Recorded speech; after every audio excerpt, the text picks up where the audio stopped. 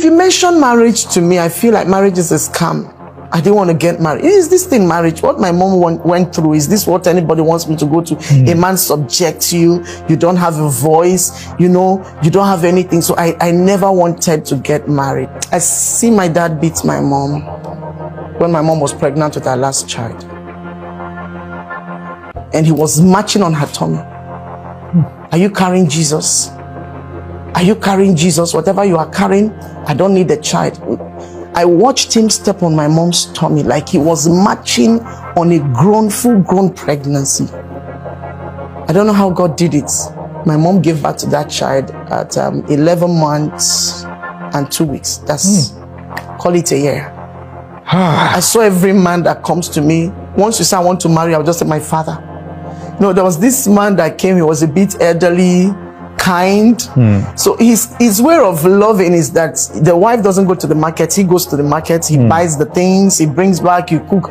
So I just saw him as, this one is going to cage me. Why won't I go to the market and shop? So while he was coming to ask for my hand in marriage, he will ask, what do you people have at home? And I'll tell him, okay. When I make list, the man will cancel the list and say, reduce this. I say, the same thing my dad does to my mom. That was the only reason I didn't marry the man. My God. I just saw, because my father knows how to cancel the list. Meaning that kind of trauma puts you in a loop where you keep seeing the one who has hurt you in other people. Yes. Yes. No matter how much love you want to show me, I just feel this is my father. He beats us, you're always locked in and all of that. So when I was growing up, I said I didn't want to get married because I never saw my parents talk. I never saw them eat together. I never saw them gist. If they sit together, to end in quarrel. My father was too authoritative. You know what we call our dad? We called him boss. If he's coming, including my mother, I'll say, boss Abatala, boss is back. Like everybody will take off. Boss Abatala. That is, boss is back. So we all take off, including his servants. He had a lot of people who were serving him at that time. Then you don't watch television. If my father comes back, the first thing he does is to put his hands on the TV console to know if it is hot. Who watch television today? And we are all in trouble. If we are watching TV and my father returns, once we hear his horn, including my mom, we will go hiding. God save you, daddy, that television is hot and nobody accepted. We are going to receive serious beating from my dad. So, yeah. Everybody would take off. So we're always scared of our dad. There was no time for conversation. So with the way he treated my mom and us, I said, marriage is not for me. I'm not going to get married. This thing is not just going to work. So growing up, my father had a block industry. He came to Abuja in the 70s. He's one of those who came to this city early. Yeah, so he had lots of stuffs. So he had this block industry that was supposed to be for the feeding of the family, but later became a place of punishment. If you err, my father will send you to the block industry and you're going to work in the industry not as the daughter or child of the CEO, but as a laborer. You carry block? I carried block. I know so much about block industry. I know the 6-inches, the 9-inches. I know that the wood used in carrying blocks is called pallets. I know where you mold block is called bunker. I know how to mix the sand, the sharp sand. I know how to mix it with cement to produce the texture that will So you like this, you have carried blocks before? Yes, a lot. I worked in my father's block industry. We don't look like what we have been through. I thought I was the only one that have carried block. I've carried blocks. My father's block industry, he was a very popular person in this city. He was known for what he was doing. So you see us at the back of that truck or his pickup. He had a pickup, so we'll be at the back.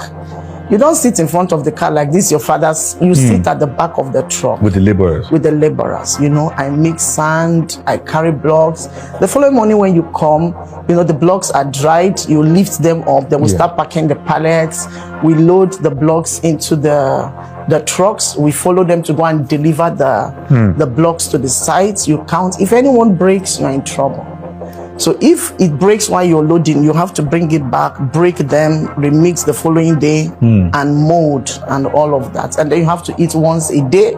My father would tell you that you have to eat once a day alongside with those guys. So if you ever fail your exams or you misbehave, that block industry becomes your your place of punishment. So I remember one day, at the course of working at that block industry, I developed a very terrible heart issues. They called it rheumatic heart disease. And at the time, there was a hole in my heart. But over time, God healed me. It's because of the kind of rigorous, work I was doing at the block industry. My father could keep you out of school for as long as the whole term or 2 terms, as the case may be, For the whole term? You can stay out of school for a whole term. And my mom dare not talk. My mom dare not talk. If she talks, you are the one that spoils these children. Wow. So even my mom was forced to work in the block industry. No way. I'm telling you, every one of us, apart from the younger ones now, every one of us, my mom. Hope it was not as a means of punishment. It was. My father never believed that a man should leave inheritance for his children. He never believes. He will always tell us his late dad didn't leave anything for him. So he struggled to be who he is. So you should also struggle to be. Man should not leave inheritance. Yes, my father doesn't believe in leaving inheritance for his children. He never believed. So we're always struggling. We're always going to the block industry. And sometimes we stood up for our mom, especially me. So at the end of the day, my parents separated on their 25th wedding anniversary. Wow. After 25 years? After 25 years. Your mom couldn't take it anymore? Even with that, she stayed. She stayed. My dad was known even in church for who he is. He can stand anywhere and contest the Reverend Father because we're Catholics. He can talk to the bishop. He can speak to anybody. He was never scared of anybody. And he had money. So 25th wedding anniversary, we're even talking about celebrating it. One day, something very insignificant happened. And he was going to beat my mom. So I intervened. I said, you won't beat my mom in my presence. After 25 years, yes. You were going to beat her again? My dad. After 25 years, somebody had come to sleep in our house that night who bears same name and same surname with me, and came from our village. So where she was staying, the person traveled and forgot to drop the key. So we just told her to sleep back. And my father said, no, this person will have to leave his house at 12 midnight. So my mom said, if she was my daughter, why will I ask her out of the house by 12 midnight? Just leave her, by tomorrow she will leave. My father insisted. So the lady was okay. Instead of bringing problem, let me leave. So I told her, I said, no, we'll talk to her dad. If you leave this midnight at 12, where do you go to? If anything happens to you. And that was it. He started beating my mom. So I came and intervened. I didn't want her to beat her. This was happening like 12:31 a.m. So he picked the side stool by the side and hit me on my back, knowing that I was having heart issues. So when I ran out of the door, he locked the door. He locked me outside the house. 1 a.m. I had to sleep at my neighbor's house, and I was writing my WAEC. Wow. I was writing my WAEC. So from my neighbor's house, they threw my uniform across the fence for me. That's how I went to write my exams that I couldn't even concentrate. I didn't know what I was writing because while in school I was thinking, what's the state of my mom today? Is she fine? What will my dad do to her? So when I came back from school, I didn't go back to my neighbor's house. I came, he was not around. And then I was talking to my mom through the window, and she was telling me what he had done to her already. And I was really furious. Why would he lay hands? So while we were there, my father came back, got into the house and said, this woman, you have not left. I told you to leave this. My mother said she was not. Where will I go to? I'm not going to. I don't have parents. I don't have siblings. Where am I going to?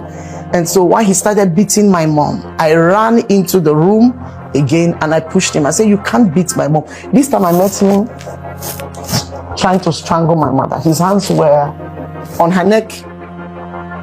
So she was shouting, oh, Luchi, your father is killing me. Your father is killing me. So I ran in and pushed him and said, you won't kill my mom. So my mom was refusing to leave the house because, of course, where would she go to? While that was going on, he started throwing my mom's things out of the house, And I took fuel and poured on his car, and I took matches. I said, I'm going to burn your car if you touch. And I know he loved that his car, his Mercedes-Benz at that time. So I said, I'm going to burn this car if you touch my mom. So he left my mom, and I didn't burn the car. Did you have burned the car? Maybe I would have. Maybe. Because my mom had really suffered. So I ran to the police station because I don't know who to call. My father didn't have friends at that time. If you tell him the truth, the friendship is gone. It's over. So who will I call? People were now avoiding coming to talk to him. The priest, everyone. So I just ran to the police station. It was close to us. Please come help save my mother. My father is beating my dad. When police came and invited daddy to the police station, we got there, the case changed and turned against us. So they locked me and my mom in the cell. Really? Yes, the both of us slept in the cell that night. I remember we were both wearing MTN shirts. MTN came newly. That was 2002 into 2003. So we're sitting in the cell together. I was on my monthly flow, right in the cell. I had exams to write. I missed my exam. I didn't write that, my last paper. Yes. So we had to use one of the police to talk to the Reverend Father then. When the father came, they refused. He was not going to let us go. My father said, that's one of her boyfriends there. The priest is one of her boyfriend. So he was embarrassed, pushed out of the station, and he left. So I think the following morning, they quickly released us when they learned that the DPO was coming. So they released us. But this time, there was nowhere to go to. After 25 years? Yes, there was nowhere to go to. By the time we got back to the house, I saw my mom, some of her boxes outside. The clothes were missing. People had already picked the clothes they wanted. So we just went to a nearby hotel, the chief of the Igbos at that time, and just took our baths. And after taking our baths, the chief tried to talk to my dad. In fact, people heard the story and started trying to reach him, but he fought everybody. So the next thing to do was, where do we go to from here? My mom and myself. So my mom went to a primary school and started sleeping in the primary school. She didn't allow me to stay in the primary school with her. So she said I should look for where to stay. But leaving her in the primary school was quite difficult for me. So I went over to a friend's place while I always go to check her and see what she can eat while in the primary school. One of the days she told me that some hoodlums, some guys almost raped her at the primary school. So we had to start looking for where to stay. Wherever she goes to stay, my father finds out, goes to that place and threatens the people. So at the time, my siblings started asking for their mom when they came back from boarding school, and my father also asked them to leave the house. Really? Yes. So we left. Really? Yes, we left. And then people gathered money and gave to us. We just got a room and parlor and started staying without mats, without bed, anything. There was no clothes. Wow. We left with just what we were wearing and a few of the things we were able to pick outside. So we just started our lives. And what do we do? How do we survive? We started selling kunu in Yaya markets, zobo, bonds, we go to the market, we sell, we hawk so that we can be able to eat. And the next year we couldn't renew the rent because all of us, and this rent was as cheap as 60,000 as at that time, but it was difficult. So I didn't pursue going to school again. Because at the time I pursued going to school, my father tore my admission letter and said he was never going to send me to school because I stood up against him for my mom. So I had to lay low, and my siblings finished their secondary school and went into university. So I'm the only one who is not a graduate in my family. Yes. Does he hurt you? He does. With where God has taken me to today, I feel if I had gone to school, I'll be better.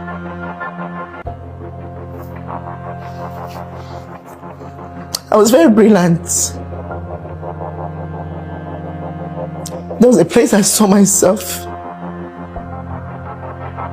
Even to yesterday, I told myself it's time to get back to school.